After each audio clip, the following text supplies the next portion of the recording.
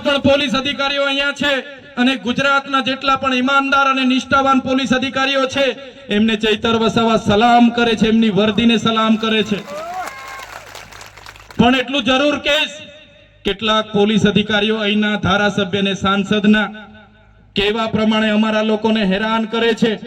એવા પોલીસ અધિકારીઓ ક્યારેક ક્યારેક અમારા લોકોને રોડ પર ઉભા રાખીને ખોટી રીતે કનંગળ કરે છે, ડરાવે છે, ધમકાવે છે, રેડ પાડવામાં આવે છે। ત્યારે એવા પોલીસ અધિકારીઓ જે પણ હશે એવા પોલીસ અધિકારીઓને આ મંચ પરથી કહેવા માંગુ છું, અમારા લોકોને જો તમે આ પ્રકારની હેરાનગતિ કે આ પ્રકારની ડરાવવાની ધમકાવવાની ભાજપના નેતાઓની ઈશારે જો કામગીરી કરશો તો આવનારા દિવસોમાં અમારો પણ સમય આવવાનો છે, બધાનો હિસાબ કિતાબ અમે કરી દઈશું। આવનારા દિવસોમાં અમારો પણ સમય આવવાનો છે। અમે પરિવર્તનની ધારા લઈને ઉપડેલા છે, મોતને મુઠ્ઠીમાં લઈને નીકળેલા છે। અમે સરકાર બનાવીને જંપવાના છે। ત્યારે જે દિવસે સરકારો બનશે ત્યારે એ દિવસે ભાજપના ઈશારે કામ કરતા તમામ લોકોના હિસાબ કિતાબ આમ આદમી પાર્ટી કરશે।